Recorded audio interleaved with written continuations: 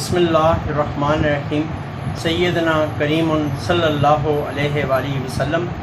आज की वीडियो में आपको दो टिप्स बताऊंगा।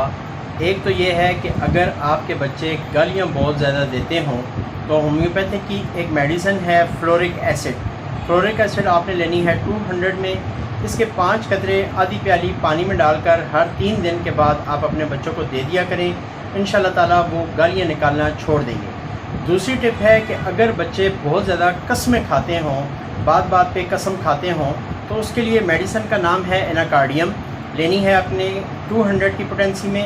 इसके 5 कतरे आधी प्याली पानी में डालकर हर 2 दिन के बाद दे दिया करें। इंशाल्लाह ताला उनकी ये उस बच्चे की जो बार बार कसमें खाता हो उसकी आदत ख़त्म हो जाएगी। और अगर वो गालियाँ देता हो तो फ्लोरिक एसिड, और अगर बार बार कसमें उठाता हो तो एनाकार्डियम। दोनों बेहतरीन मेडिसिन हैं, मेरी आजमूदा हैं, आप भी यूज़ करके देखें।